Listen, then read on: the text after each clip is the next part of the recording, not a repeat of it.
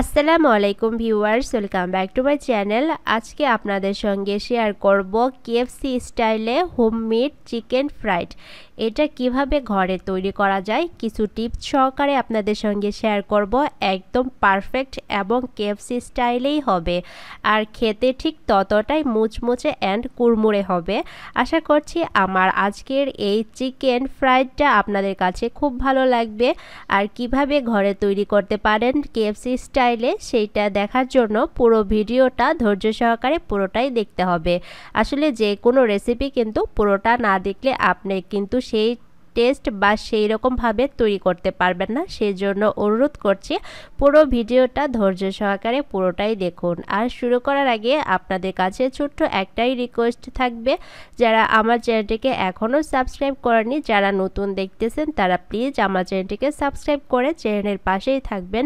আরও এইরকম নিত্য নতুন সুন্দর ভিডিও পাওয়ার জন্য পাশে থাকা ছোট্ট বেল আইকনটি প্রেস করে দিবেন। তাহলে আর কথা বাড়াচ্ছি না, পুরো রেসিপিটা ধৈর্য সহকারে পুরোটাই দেখে নিন। আমি এখানে লেগ পিসগুলো নিয়েছি, আর এই যে চিকেনগুলোকে একটু মাঝখানে কেটে দিয়েছি বা একটু নাইফ দিয়ে কেটে নিয়েছি, এতে করে মশলাটা ভালোভাবে চিকেনের ভিতরে ঢুকবে আর খেতেও কিন্তু বেশ ভালো লাগবে। আর আমি স্কিন সহকারে নিইনি, স্কিনটা ছাড়িয়ে নিয়েছি, আপনারা চাইলে স্কিন সহকারেও নিতে পারেন। এখন চিকেনটাকে ম্যারিনেট করে নেব, সেজন্য দিয়ে দেব মশলা।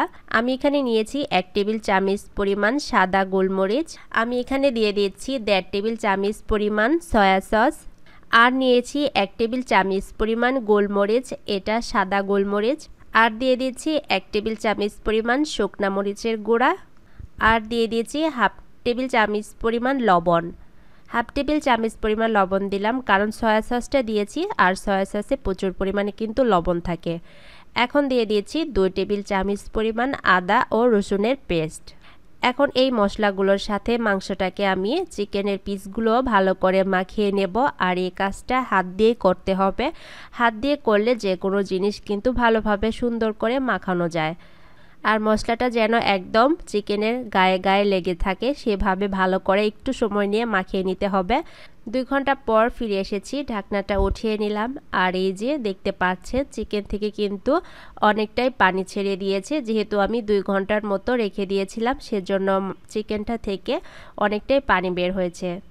এখন এটা একটা সাইডে রেখে দিচ্ছি, আর একটা বড় বাটির মধ্যে নিয়েছি অনেকগুলো প্রচুর পরিমাণের ময়দা।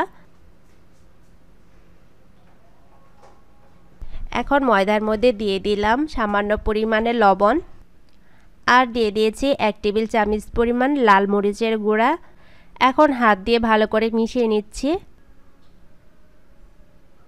মেশানো হয়ে গেলে এখন চিকেনের একটা পিস নিয়ে নিয়েছি, আর এইভাবে ভালো করে ময়দার সাথে কোটিং করে নিতে হবে।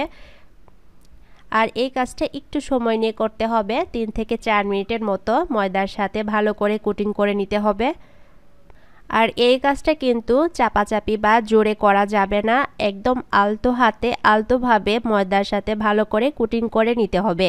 এই যে দেখতে পাচ্ছেন আমি কিন্তু অনেকটা সময় নিয়ে করেছি, আমি 4 মিনিটের মতো কুট করে নিয়েছি ময়দার সঙ্গে। এখন এখানে নিয়েছি নর্মাল পানি একটা বাটিতে। এখন এই পিসটাকে চিকেনের পিসটাকে পানির মধ্যে দিয়ে দিতে হবে এবং 10 সেকেন্ডের মতো ভিজিয়ে রাখতে হবে। যতক্ষণ দেখবেন যে ভিজানোর সঙ্গে সঙ্গে একটা বুদবুদ উঠছে, আর সেই বুদবুদটা যখন শেষ হয়ে যাবে তখন এটাকে উঠিয়ে ফেলতে হবে। 10 সেকেন্ডের মতো ভিজিয়ে রাখতে হবে পানির মধ্যে। 10 সেকেন্ড পর আমি তুলে নিচ্ছি, আবারও ময়দার সাথে ভালো করে কোটিং করে নিতে হবে একদম আলতোভাবে। এ পর্যায়ে কিন্তু কোনো চাপাচাপি করা যাবে না। আর টিপসটা হলো 7 থেকে 8 মিনিটের মতো আপনাকে ভালোভাবে এটাকে কোটিং করে নিতে হবে, তাহলে আপনার রেস্টুরেন্টের মতো ক্রিস্পি এবং মুচমুচে হবে আপনার এই চিকেন ফ্রাইডটা। আর আমি আগেই বলেছি কোনো চাপাচাপি করা যাবে না, একদম আলতোভাবে প্রেস করে নিতে হবে যাতে ময়দাটা পারফেক্টলি ভালোভাবে চিকেনটার সাথে মিশে যায়।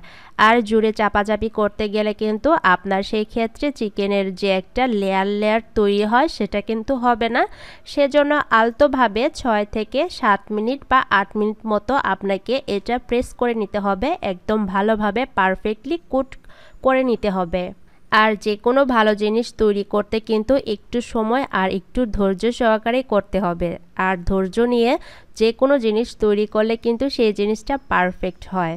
আর হয়ে গেলে তারপরে এইভাবে একটু ঝাঁকিয়ে নিতে হবে, এতে করে এক্সট্রা যে ময়দাটা আছে সেটা আর থাকবে না। এই যে আমি আপনাদেরকে কাছ থেকে দেখানোর চেষ্টা করছি, দেখেন কত সুন্দর লেয়ার লেয়ার হয়েছে। আর এটা ভাজলেও কিন্তু আপনার এই লেয়ারগুলো ঠিক স্পষ্টভাবে বোঝা যাবে। এই যে আমি আপনাদেরকে দেখাচ্ছি কাছ থেকে, তো দেখতে পাচ্ছেন কত সুন্দর হয়েছে। একটা করা হয়ে গেলে রেখে দিয়েছি প্লেটের মধ্যে, আমি আরেকটা কোটিং করে আপনাদেরকে দেখাচ্ছি। এই যে হয়ে যখন আসবে তখন এইভাবে একটু ঝাঁকিয়ে নেবেন, এতে করে এক্সট্রা যে ময়দাটা সেটা নিচে পড়ে যাবে। আর এই যে দেখেন কত সুন্দর হয়েছে।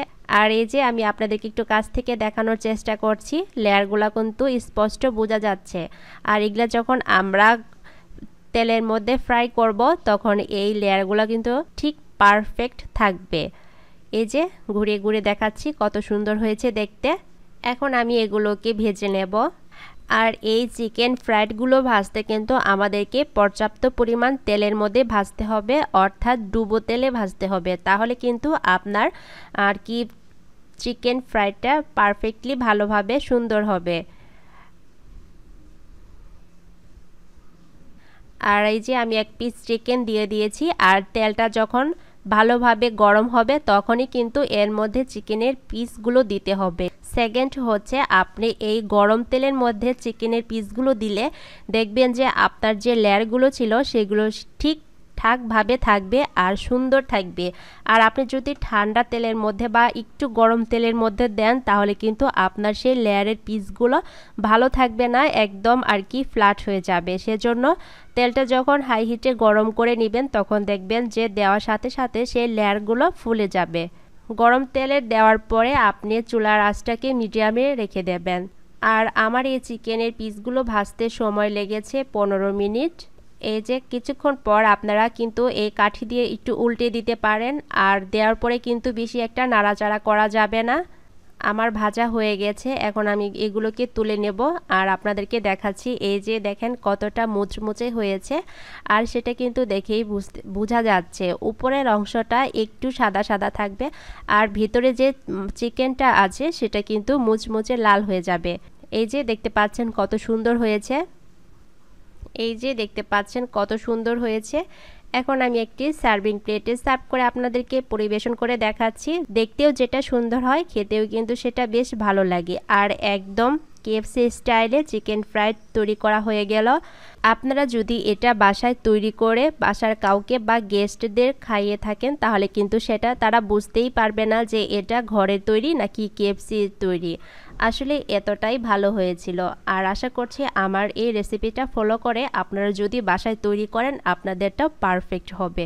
আর বাচ্চারা তো চিকেন ভীষণই পছন্দ করে, তো তাদের জন্য কিন্তু এইভাবে আমরা তৈরি করে দিতেই পারি। আর তারা কিন্তু এরকম একটা ঘরে তৈরি করা কেএফসি স্টাইলে চিকেন ফ্রাইড পেলে তারা কিন্তু ভীষণ খুশি হবে। আমার বাচ্চারা তো অসম্ভব খুশি হয়েছিল আর খেতেও বেশ দারুণ হয়েছিল।